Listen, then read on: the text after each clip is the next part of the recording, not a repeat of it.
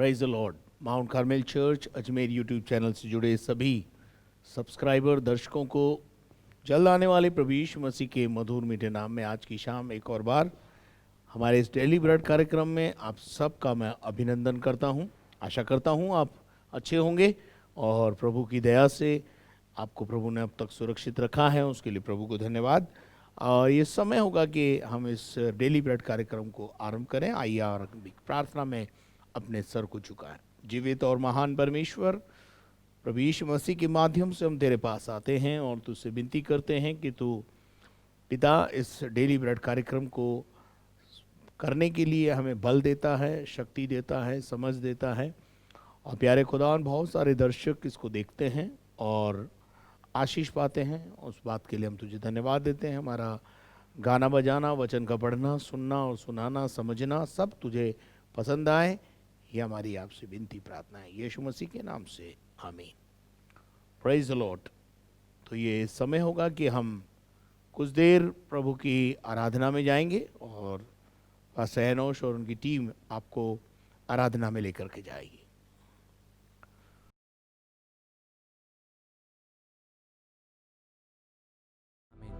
Hallelujah. आइए परमेश्वर पिता की आराधना करेंगे, चैतन्य वाले की आराधना करेंगे और उससे बोलेंगे, प्रभु हम तुझसे और ज्यादा प्यार करना चाहते हैं, तेरी और आराधना करना चाहते हैं।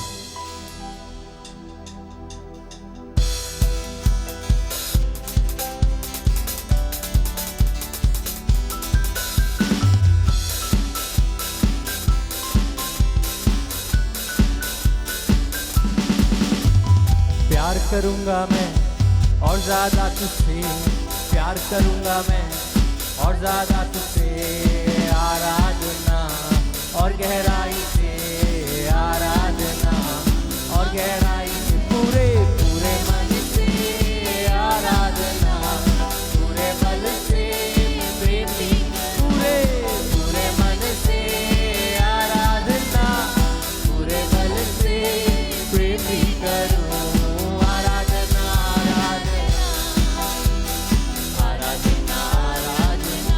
राजा की आराधना, आराधना अब्बा पिता, आराधना आराधना।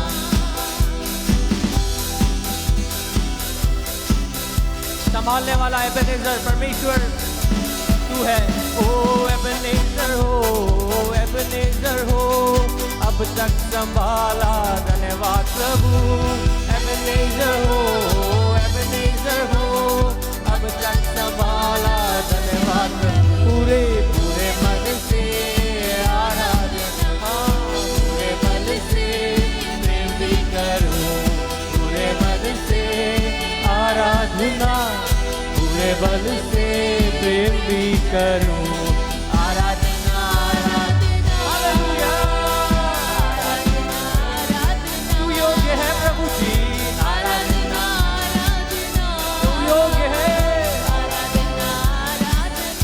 ताली बजाते हुए।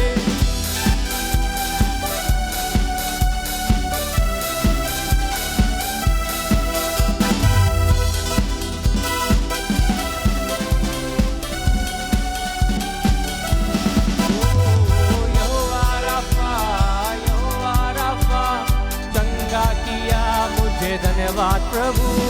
यहोवा राफा, चंगा किया मुझे, धन्यवाद प्रभु। पूरे मन से आराधना, पूरे बल से प्रेमी, पूरे पूरे मन से आराधना, पूरे बल से प्रेमी करूं, आराधना आराधना, ओ आराधना आराधना, यीशु तेरी आराधना आराधना, अब्बा पिता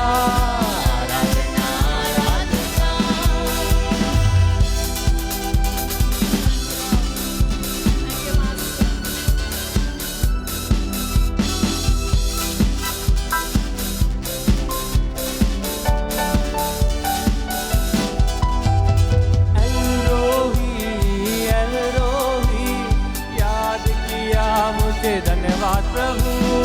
एल रोही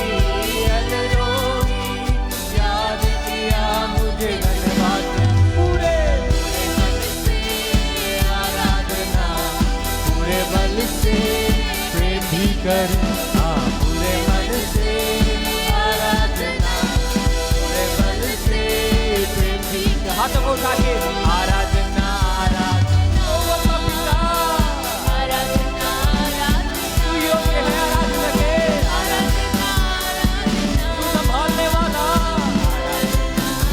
तू प्यार करने वाला, आराधना ओ अब्बा तेरी स्तुति होवे, आराधना आराधना आराधना आराधना हालेलुया रिखबाना ओ आराधना होवे, वो तेरी आराधना प्रभु बंधनों को तोड़ देती है, तेरी आराधना में वो शक्ति है प्रभु जी जो परिस्थितियों को बदल देती है। ओ राजाओं के राजा तेरी आराधना हुए, राजा है महान यीशु राजा है महान। आइए राजाओं के राजा की आराधना आंखों को बंद करके प्रभु की ओर निहारते हुए, जो सर्वशक्तिमान है उसे निहारते हुए प्रभु को बोले तू महान है, राजा है महान यीशु राजा है महान। गाइए राजा है महान यीशु राजा, ओ यीशु राजा यीशु राजा, राजा है महान यीशु राजा, मेरे प्यारे प्रभु राजा है महान यीशु राजा है महान। मुद्दा है तू खुशी का,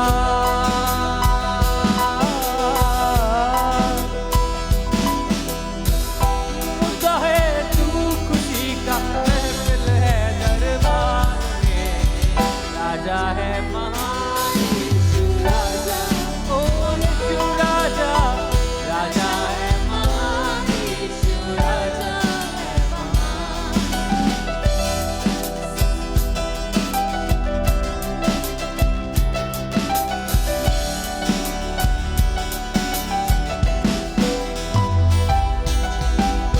निर्बल को बल देता,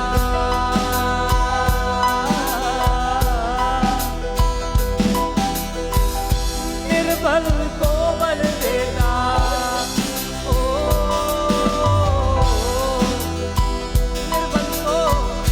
निर्बल को बल देता, उठ खड़े चलाता है, राजा है महान यीशु राजा, ओ यीशु राजा यीशु राजा, राजा है महान यीशु राजा है महान, राजाओं के राजा, राजा है महान यीशु, ओ राजाओं के राजा, राजा है महान यीशु राजा है महान।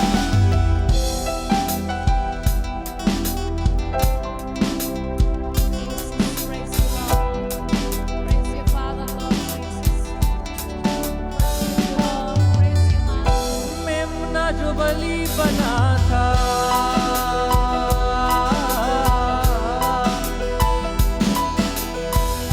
मेमना जो बलि बना था, विजयी सी यहूदा का, राजा है महान यीशु राजा, यीशु राजा, राजा है महान यीशु राजा, ओ राजाओं के राजा, राजा है महान यीशु राजा, ओ राजाओं के राजा, राजा है महान यीशु राजा। हाथों को उठा के राजाओं के राजा की आराधना करे, राजा है महान यीशु राजा, ओ राजाओं के राजा, राजा है महान यीशु राजा। एक और बार हृदय की गहराई से, राजा है महान यीशु राजा है महान, राजा है महान यीशु राजा Praise you, Lord. है महान। हालेलुया। वो सर्वशक्तिमान आपका और मेरा प्रभुओं का प्रभु, राजाओं का राजा, Praise you, Jesus. हमें बनाने वाला परमेश्वर, वो यीशु मेमना है जो आपके और मेरे लिए बलिदान हुआ।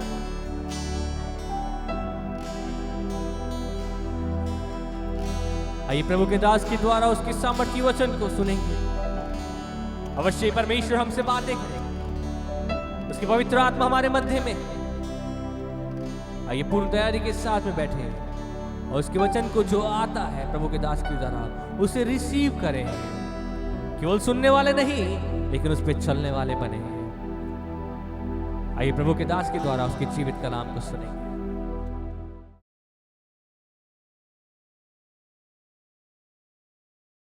Praise the Lord.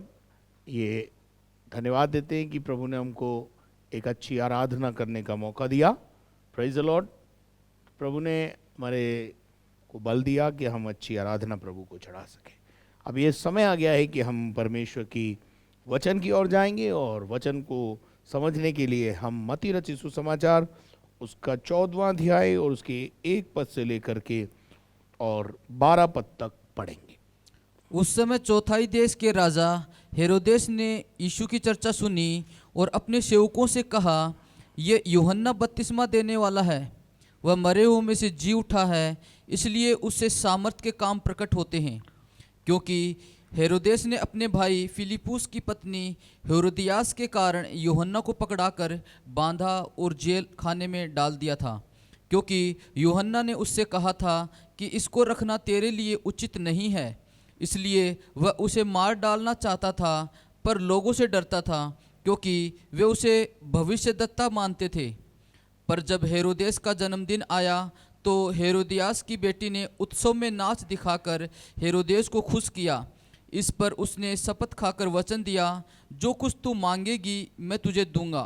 माता के उकसाने से बोली, यूहन्ना बपतिस्मा देने वाले का सिर थाल में यही मुझे मंगवा दे। राजा दुखी हुआ, पर अपनी शपथ के और साथ बैठने वालों के कारण आज्ञा दी कि दे दिया जाए, और उसने जेल खाने में लोगों को भेजकर यूहन्ना का सिर कटवा दिया, और उसका सिर थाल में लाया गया और लड़की को दे दिया गया, जिसे वह अपनी माँ के पास ले गई। तब यूहन्ना के चेले आए और उसके शव को ले जाकर गाड़ दिया और जाकर यीशु को समाचार दिया। Praise the Lord, hallelujah. धन्यवाद देते हैं इस वचन के लिए। और यहाँ पर हम देखते हैं कि ये उस समय की बात है जब चौथाई देश का राजा हेरोदेस ने यीशु की चर्चा सुनी। मेरे अजीजों, उन दिनों में हेरोदेस जो एक राजा था और उसने अपने सेवकों से कहा यह यूहन्ना बपतिस्मा देने वाला है और वो मरे हुए में से जी उठा है। अब यहाँ पर एक विचित्र बात हमें देखने को मिलती है, वो ये है कि एक नाम यहाँ पर लिया गया है और वो नाम है यूहन्ना बपतिस्मा देने वाला। आप सबको मालूम है कि जब मैं प्रभु यीशु मसीह के जन्म के विषय में बता रहा था तो इलीशिबा का जिक्र आया, और इलीशिबा भी बुढ़ापे में जो पुत्र उत्पन्न हुआ उसी का नाम यूहन्ना बपतिस्मा देने वाला है। और मेरे अजीजों, यूहन्ना बपतिस्मा देने वाला जिसके विषय में यशायाह नबी ने भी अपने 40वें अध्याय में, यशायाह के 40 अध्याय में जो भविष्यवाणी के रूप में बात कही कि जंगल में पुकारने वाले का शब्द सुनाई देता है। अगर अपन 40 के पद, उस पद को देखें, यशायाह नबी की किताब, और उस भविष्यवाणी को वहाँ पर देख रहे हैं हम कि भविष्यवाणी वक्ता ने 40वें अध्याय में उसके बारे में थोड़ा जिक्र किया है। और वहाँ हम देखते हैं कि 3 पद को पढ़ें।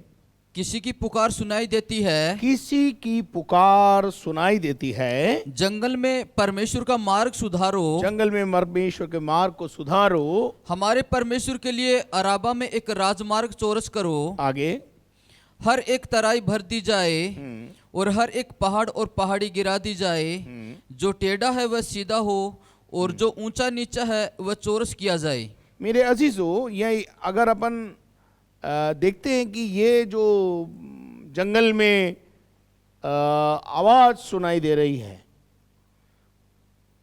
तो ये एक प्रकार की यूहन्ना बपतिस्मा देने वाले की के विषय में एक भविष्यवाणी यशायाह नबी ने की है कि जंगल में एक पुकारने वाले का शब्द सुनाई दे रखा है।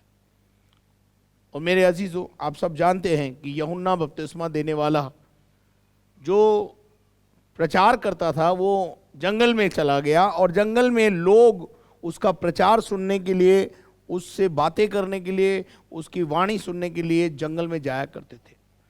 और वहीं वो यरदन नदी के किनारे जो है लोगों को बपतिस्मा भी देता था, इसलिए उसका नाम जॉन द बैप्टिस्ट पड़ा। इसलिए लोग उसे यूहन्ना बपतिस्मा देने वाला बोलते हैं। और बाइबल में भी इसको अलग से कई जगह पर बाइफरकेट किया कि जॉन द बैप्टिस्ट, यानी जो बपतिस्मा देने वाला यूहन्ना।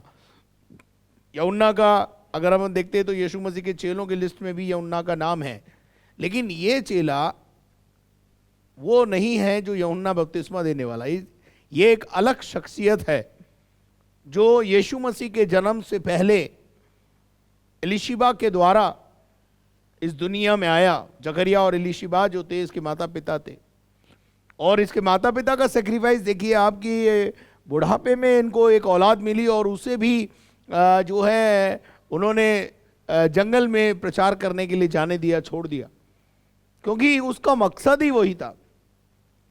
तो आज शाम मैं आपको जॉन द बैप्टिस्ट के बारे में बता रहा हूं, यूहन्ना बपतिस्मा देने वाला, जिसके विषय में यहां पर यह मत्ती के 14वें अध्याय में परमेश्वर के वचन में हम इस बात को देखते हैं कि यूहन्ना बपतिस्मा देने वाले का कैरेक्टर का चरित्र यहां पर हमको थोड़ा सा दिखाई देता है। और यूहन्ना बपतिस्मा देने वाले के विषय में यहां लिखा है कि लोग उसको ऐसा समझते थे कि ये कोई मरे हुए में से जी उठा हुआ व्यक्ति है। और जो है तीसरे पद में लिखा है, क्योंकि उस हेरोदेस ने अपनी भाई की पत्नी को हेरोदियास के कारण यूहन्ना को पकड़कर बांधा और जेल खाने में डाल दिया। देखिए यहाँ तीसरे पद में यूहन्ना को जेल खाने में डाल दिया गया, इसका जिक्र है। अब तो यूहन्ना ने कोई अपराध किया, यूहन्ना ने कोई हत्या की, ऐसा कुछ भी नहीं। लेकिन यूहन्ना एक खरा सुसमाचार प्रचारक था। वो लल्लो पच्चो करने वाला सुसमाचार प्रचारक नहीं, वो सीधी बात बोलने वाला प्रचारक है। जब उसे मालूम पड़ा कि हेरोदेस राजा अपने भाई की पत्नी को अपनी पत्नी करके उसने रख लिया है, तो उसने स्पष्ट रूप से राजा को जाकर के कह दिया कि राजा, ये जो काम तूने किया है ये उचित काम नहीं है, ये अनुचित है, ये व्यभिचार है। एक राजा को उसका पाप जताना आसान नहीं, खतरे से भरा हुआ है, और यहां उसके लिए खतरा उत्पन्न भी हुआ। जब राजा ने इस बात को सुना कि ये मेरे जीवन के लिए, मेरी खुशियों के अंदर कांटा है, तो इसे उठाकर पकड़ लिया और पकड़कर इसे जेल खाने में गुस्से में डाल दिया। मेरे अजीजों, कभी कभी हमारे जीवन में भी ऐसा ही होता है।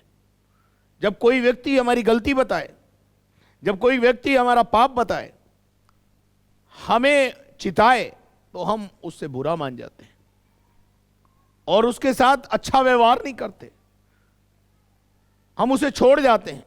अब जेल खाने में डालने की अगर अधिकार हमारे पास होता तो शायद हम जेल भी पहुंचा देते, लेकिन अभी हमारे पास इतना ही अधिकार है कि भाई उससे किनारा कर लेते हैं। मेरे अजीजों, आपको आपकी गलती बताने वाले को आपको अपने जीवन से अलग नहीं करना चाहिए, कि आपके जीवन में कम से कम कोई तो है जो आपको आईना दिखाए, कोई तो है जो आपको सही रास्ता दिखा रहा है, कोई तो है जो आपके पाप को आपसे अवगत करा रहा है। लेकिन ऐसा होता नहीं। बाइबल में लिखा है, धर्मी जन तुझे डांटे तो ये पूरे आनंद की बात है। लेकिन अगर पास्टर अगवा तुम्हें डांटता है तो हम देखते हैं कि हम कलीसिया छोड़ देते हैं, या पास्टर को छोड़ देते हैं, या पास्टर से दूरी बना लेते हैं। हमें ऐसा पास्टर नहीं चाहिए।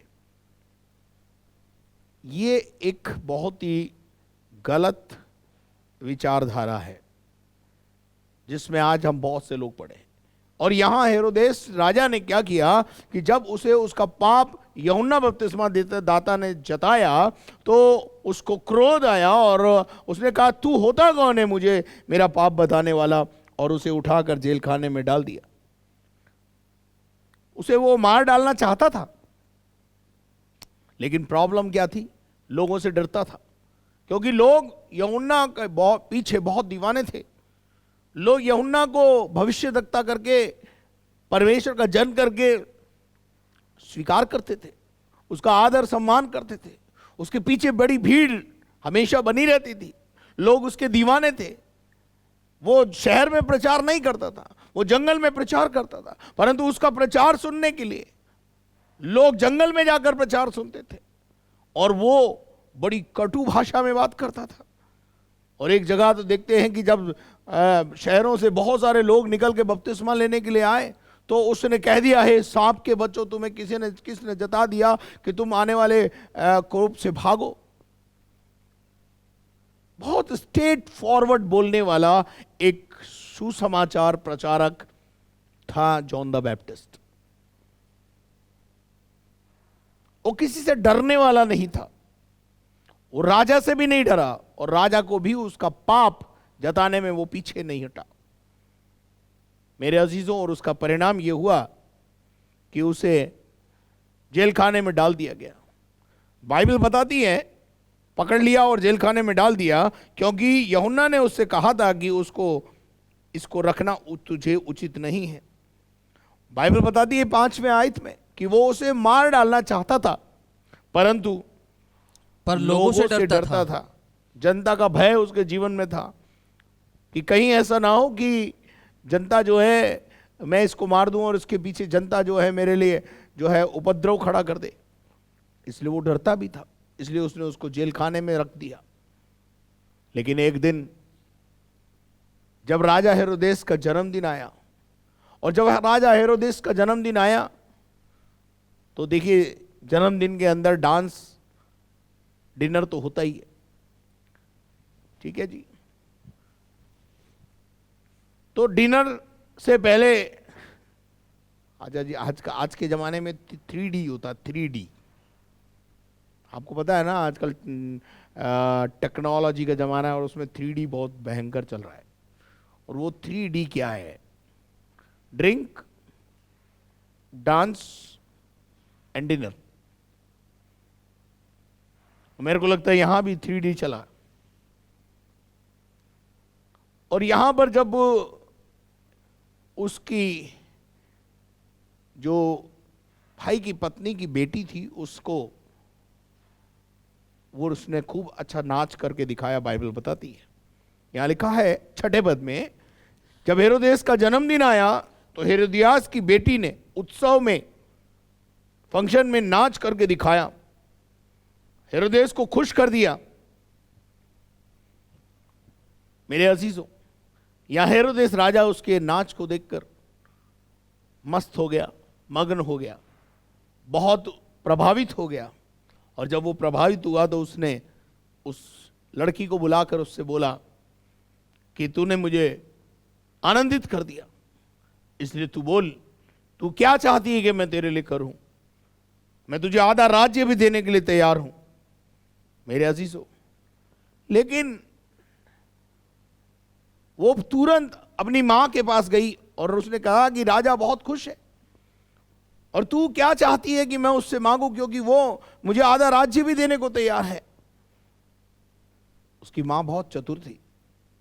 उसने कहा आधा राज्य मांगने के बजाय एक काम कर, एक कांटा है जो अभी जेल खाने में सत्य का देवता है, वो सच बोलता है और हमारे रिश्ते के लिए अच्छी बातें नहीं बोलता, इसलिए उसका इस दुनिया में रहना ठीक नहीं है। जब तक वो दुनिया में रहेगा वो हमें ठीक से जीने नहीं देगा, हमें पाप में जीने नहीं देगा, इसलिए उसका इस दुनिया से जाना हमारे रिश्ते के लिए जरूरी है। अवैध रिश्तों में किसी न किसी का कत्ल हो ही जाता है, आपको पता ही है। कभी प्रेमी मिलकर के प्रेमिका को मार डालता है, कभी प्रेमिका अपने पति के साथ मिलकर के या प्रेमिका अपने फ्रेंड के साथ मिलकर, प्रेमी के साथ मिलकर अपने पति की हत्या कर देती है। कहीं ना कहीं प्रॉब्लम क्रिएट होती है। और यहाँ पर हम देखते हैं कि जॉन द बैप्टिस्ट का, उसने जाकर कहा, देखिए 8 पद में लिखा हुआ है, नहीं 7 पद को पढ़ें। इस पर उसने शपथ खाकर वचन दिया, इस पर उसने शपथ खाकर वचन दिया, जो कुछ तू मांगेगी जो कुछ तू मुझसे मांगेगी मैं तुझे दूंगा। इतना मग्न हो गया, इतना राजा जो है वो आनंदित हो गया और उससे कहा, तब वह अपनी माता के उकसाने से बोली, हाँ, वो अपनी माँ के पास गई, वो अपनी माँ से एडवाइस लेने गई। अब यहां पर अपन देखते हैं इस माँ का चरित्र कैसा है, जिसने अपनी बच्ची को अपना पाप छुपाने के लिए, गलत काम करने के लिए उकसाया। आज बहुत सारे माँ बाप दुनिया में ऐसे भी हैं, दुनिया में ऐसे भी माँ मिलेगी, हम तो सोचते नहीं ऐसी माँ तो नहीं होती है, पर यहां हम देख रहे हैं कि ये माँ अपनी बेटी को गलत बात में धकेल रही है, हत्या करने के लिए प्रेरणा कर रही है, हत्या करवाने के लिए प्रेरणा कर रही है, अपने बच्चों का दुरुपयोग कर रही है, यूं समझ लीजिए। और यहां पर अपन देखते हैं कि उसने अपनी माता के उकसाए हुए बोली। बाइबल में सारी बातें नहीं लिखी गई हैं, पर यहां ऐसा प्रतीत होता है कि बेटी और मां में कुछ कॉन्वर्सेशन हुआ है, और उस कॉन्वर्सेशन के अंदर ये बातें हुई है, और मां ने सोचा बिल्कुल ठीक समय आ गया कि मैं अपनी जिंदगी में जहर घोलने वाले कांटे को बाहर निकाल दूं, मैं इस अवसर का लाभ उठाऊं। और उसने अपनी बेटी को कहा, तू कुछ राज्य वाज्य मांगने की जरूरत नहीं है, कुछ और मांगने की जरूरत नहीं है, लेकिन तू क्या कर, यूहन्ना बपतिस्मा देने वाले का सिर थाल में मुझे मंगवा दे। अपने रिश्ते को कायम रखने के लिए सच्चाई को दबा देना, सच्चाई का गला घोंट देना, ये कहां तक उचित है। और आज भी बहुत सारे लोग हैं जो इस प्रकार से जीवन जी रहे हैं। मेरे अजीजों, यहां पर अपन देखते हैं कि जब उसने राजा को बोला कि मां भाई आप मुझे सब कुछ देना चाहते थे, तो एक काम कीजिए कि यूहन्ना बपतिस्मा देने वाले का सर थाल में रखकर मेरे सामने पेश करवा दीजिए। और ये बात जब सुनी तो शॉक न्यूज थी, राजा के लिए शॉक करने वाली बात थी। और बाइबल बताती है कि राजा दुखित हुआ। राजा इस पाप को करना नहीं चाहता था। एक तो वो लोगों से डरता था, दूसरा वो इस हत्या का पाप अपने जीवन में लेना नहीं चाहता था। लेकिन बाइबल बताती है राजा दुखित हुआ, पर अपनी शपथ के, उसने क्या खा दी थी, शपथ खा दी थी। मेरे अजीजों, क्या जरूरत थी उसे शपथ खाने की।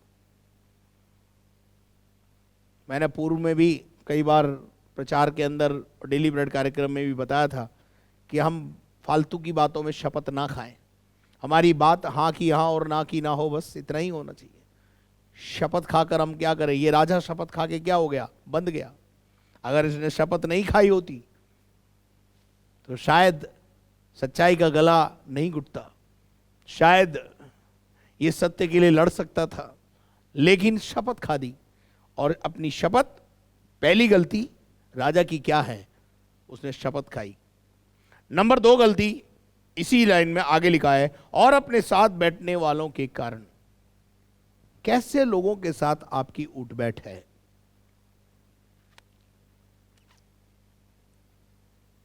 आपकी बैठक किन के साथ है, आप किन लोगों के साथ उठते बैठते हैं। आज शाम ये संदेश है मेरा आपको कि आप रेक्टिफाई करें कि आप किन लोगों के बीच में उठते बैठते हैं। अगर आप गलत लोगों के साथ उठते और बैठते हैं तो मैं आपको बताना चाहता हूं, आपकी थोड़े ही समय के अंदर आपका चरित्र बिगड़ जाएगा, आपका डेस्टिनेशन चेंज हो जाएगा और आपका जो चरित्र है वो खत्म हो जाएगा। यहां पर हेरोदेस राजा के जीवन को अपन देख रहे हैं और वहां हम देख रहे हैं, क्या देख रहे हैं कि वो अपने साथ बैठने वालों के कारण, इसलिए भजन संहिता 1 और 1 में यहां पर पढ़ाना चाहता हूं। भजन संहिता 1:1 में परमेश्वर का वचन क्या कहता है, पढ़ेंगे। क्या ही धन्य है धन्य है वो पुरुष जो दुष्टों की युक्ति पर नहीं चलता। नंबर 1, दुष्टों की इस युक्ति पर नहीं चलना। अब यहां देखते हैं कि ये दोनों ही मां बेटी दोनों ही दुष्ट हैं और इनके पास एक युक्ति है और इस युक्ति में इन्होंने क्या कर लिया है, राजा को फंसा लिया है, राजा को मोहित कर लिया है। मां ने अपने सौंदर्य के माध्यम से और बेटी ने अपने डांस के माध्यम से राजा को अपने वश में कर लिया है। इन दोनों की युक्ति ठीक नहीं है और राजा किन के बीच में बैठा हुआ है, राजा किन से बातचीत कर रहा है, किन के साथ संगति कर रहा है, दुष्टों के साथ। बाइबल बोलती है दुष्टों की युक्ति पर नहीं चलता और ना पापियों के मार्ग में खड़ा होता है। पापियों के मार्ग में खड़ा नहीं होना। अब यहां तो देखें अपन, अब ये 3D है तो कुछ ना कुछ तो गड़बड़ होना ही है। अभी कुछ दिनों पहले लोगों ने यीशु मसीह का जन्मदिन मनाया, ठीक है ना। जन्मदिन मनाना गलत नहीं है, लेकिन जन्मदिन मनाने का जो तरीका है, क्या वो प्रभु को पसंद है?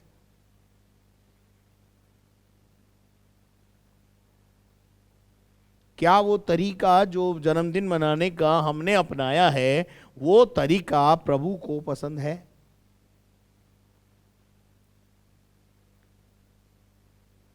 आपका पीना और फिर खाना खाना क्या प्रभु को पसंद है? खाना पीना अलग बात है और पीना खाना अलग बात है। आपने इस जन्मदिन पर खाया पिया या पिया खाया, ये आप डिसाइड करें। अगर खाया पिया है तो कोई प्रॉब्लम नहीं है, पर पिया खाया है तो वो तरीका प्रभु को पसंद नहीं है। क्या आप मेरे साथ हैं? यूहन्ना बपतिस्मा देने वाले की गर्दन क्यों कटी? हेरोदेस राजा की बैठक, जिन लोगों के बीच में वो बैठा हुआ था, उन्होंने भी राजा हेरोदेस को अच्छी सलाह नहीं दी। जब लड़की ने आकर बोला तो हो सकता है सब लोगों ने सुना होगा और राजा ने पहले कहा था कि बोल, मैं तुझे आधा राज्य भी देने को तैयार हूं, जो तू मांगेगी मैं देने को तैयार हूं। उसने ऐसी बात बोली और ये सब बैठकर सुन रहे थे। तब भी इनमें से किसी ने ऐसा नहीं बोला कि राजा आप ऐसा मत बोलो। पहली बात, आपके आजू बाजू जो लोग हैं वो आपके सुधारक हैं या आपके बर्बाद करने वाले हैं, ये आपको देखना है। आप किन लोगों के बीच में बैठ रहे हैं, जो आपको सही सलाह देने वाले हैं या आप उनको खुश करने के चक्कर में और ज्यादा गुनाह में पड़ने वाले हैं। बाइबल स्पष्ट रूप से बता रही है यहां पर कि राजा हेरोदेस अपनी शपथ के कारण और दूसरा अपने उन लोगों के बीच में बैठा हुआ था जिनके बीच में उसने जुबान दी थी, और उनमें से भी कोई ऐसा नहीं था कि कोई राजा को उस गलत काम करने से रोके। चाहिए क्या था? आपके एडवाइजर को, आपके जो एडवाइजर हैं, आपके आजू बाजू जो हैं, उनको चाहिए कि वो आपको रेक्टिफाई करें। लेकिन आपका प्रॉब्लम है, आप लोग, आपके पास रेक्टिफाई करने वाले लोग ही नहीं। आप जो आपको रेक्टिफाई करे, आप उसे रेक्टिफाई कर देते हैं। आप सुनने के लिए तैयार नहीं। मे भी हो सकता है, मैं ऐसा इमेजिनेशन करता हूं कि मे भी हो सकता है कोई तो होगा वहां पर जिन्होंने राजा को कहा होगा, राजा ये गलत है, राजा वो भविष्य देखता है, राजा वो प्रभु का जन है, उसको छेड़ना ठीक नहीं है, तेरे लाइफ के लिए ठीक नहीं है। कोई तो होगा जिसने सलाह दी होगी, लेकिन उसकी सलाह प्रबल नहीं हुई, उस सलाह पर ध्यान नहीं दिया गया। आज बहुत सारे अच्छे सलाहकार भी हमारे आजू बाजू हो सकते हैं, लेकिन क्या हम उन अच्छे सलाहकारों की सलाह को मानते हैं? हम सलाह मानने के लिए तैयार ही नहीं हैं। क्या आप मेरे साथ हैं? क्या आप मेरी बात को समझ रहे हैं? यहां पर अपन देखते हैं कि राजा दुखित हुआ, पर अपनी शपथ के कारण और अपने साथ बैठने वालों के कारण उसने क्या किया? वो फरमान जारी कर दिया। भजन 1:1 में लिखा हुआ है कि जो पापियों के मार्ग में नहीं खड़ा होता और ना ठट्टा करने वालों की मंडली में बैठता है। ठट्टा करने वालों की मंडली में बैठना। अब ठट्टे से जो आपको समझ में आता है वो आता है मजाक करना, पर अगर ठट्टे का डीप गहराई में जाकर उसका मीनिंग अगर अपन देखेंगे, ठट्टा क्या करना है। मान लीजिए आपने किसी व्यक्ति को कोई बात कही और उसने उस बात को सुनी करके अनसुनी कर दिया,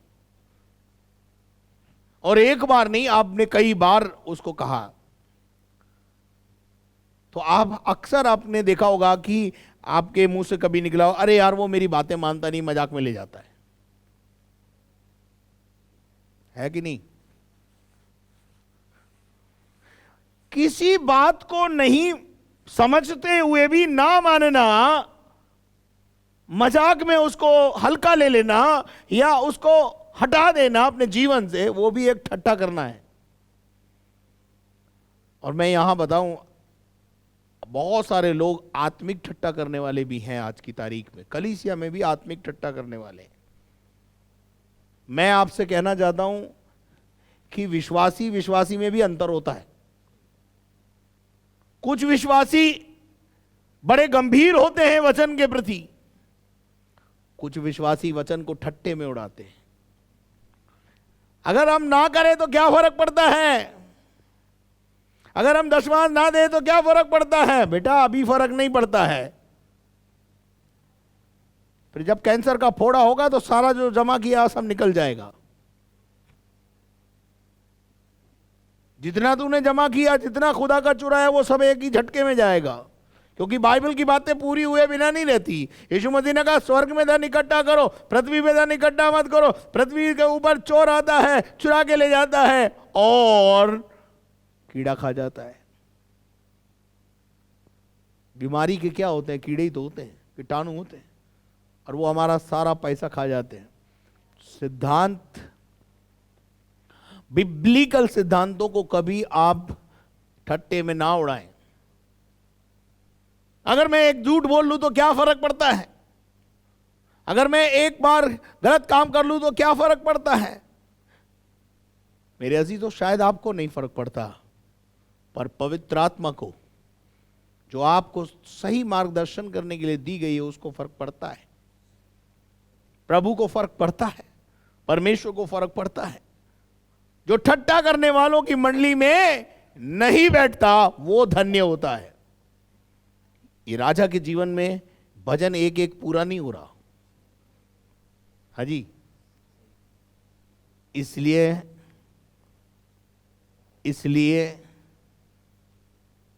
इसने क्या किया? हेरोदेस राजा ने लोगों को खुश किया। ध्यान से सुनिए, इस संडे प्रचार में मैंने बोला था, जो लोगों को खुश करेगा वो परमेश्वर की सेवा में या उसका यीशु मसीह का चेला कभी नहीं हो सकता। यहां पर लिखा हुआ है राजा दुखित हुआ, पर अपनी शब्द के साथ और कारण और साथ बैठने वालों के साथ उसने वो आज्ञा दे दी लोगों को खुश करने के लिए।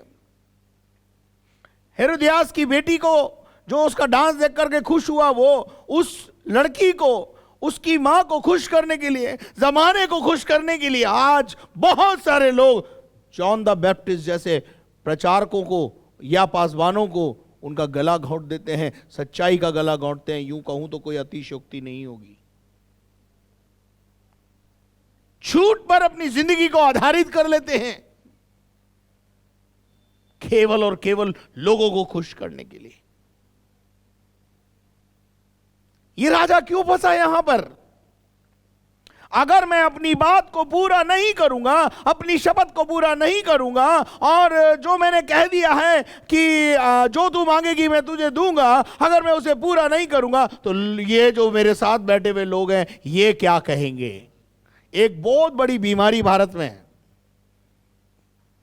वो क्या कहेगा, वो आंटी क्या कहेगी, वो क्या कहेगा, लोग क्या कहेंगे, समाज क्या कहेगा। इस बात की तो बड़ी चिंता है आपको कि लोग क्या कहेंगे, आंटी क्या कहेगी, अंकल क्या कहेंगे, समाज क्या कहेगा, पड़ोसी क्या कहेंगे, रिश्तेदार क्या कहेंगे। इस बात की बड़ी चिंता है। क्या कभी यह भी चिंता की है कि मेरा बनाने वाला मेरे विषय में क्या कहेगा? Are you with me? एक गंभीर प्रश्न के साथ मैं अपने कथन को विराम देने जा रहा हूं। लोगों को खुश करना बंद करके, लोग क्या कहेंगे इस बात की परवाह ना करते हुए, अगर राजा यहां पर एक स्टैंड लेता तो यूहन्ना बपतिस्मा देता, अभी सेवा खत्म नहीं हुई होती उसकी, वो अभी और सेवाओं को देता। लेकिन इसने सेवा का और सत्य का गला घोंट दिया, कत्लेआम करवा दिया। क्या मिला इसको? हेरोदेस राजा को क्या मिला? वो क्या मिला वो आप प्रेरितों का पढ़ लीजिए ना, पता चल जाएगा आपको। और उसे जेल खाने में से भेजकर उसने यूहन्ना का सर कटवा कर थाली में मंगा कर गए और रखवा दिया और पेश कर दिया।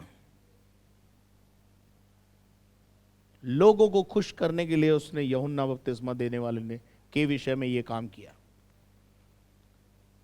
हेरोदेस राजा ने उस औरत को, एक साधारण सी औरत को खुश करने के लिए, उसकी बेटी को खुश करने के लिए, उन साथ में बैठे हुए लोगों को खुश करने के लिए, उनके वो कमेंट्स नहीं सुनना चाहता था कि ये क्या कहेंगे। इसके चक्कर में आज बहुत सारे लोग हैं जो समाज क्या कहेगा, लोग क्या कहेंगे, रिश्तेदार क्या कहेंगे, इसके चक्कर में सत्य का रोज गला दबाते हैं, सच्चाई को जानते हैं। हेरोदेस राजा इस बात को जानता था कि यूहन्ना ने सच बोला है, यूहन्ना ने सच बोला है, यह बात राजा को पता थी। परंतु मैं आज आपसे कहना चाहता हूं इस संदेश के माध्यम से कि जब कोई आपको आपकी गलती बताए तो आप उससे नाराज ना हो। नंबर 1, उसे थैंक यू बोले। नंबर 2, आप किसके साथ बैठे हैं, अपने लोगों के साथ, आजू बाजू लोगों को खुश करने के लिए सत्य का गला कभी मत घोंटिए। सत्य को अगर आप जानते हैं तो सत्य के लिए खड़ा होइए। मेरे पास एक बहुत अच्छी आयत है पर बाइबल में कि तुम सत्य के विरोध में कुछ भी नहीं कर सकते हो।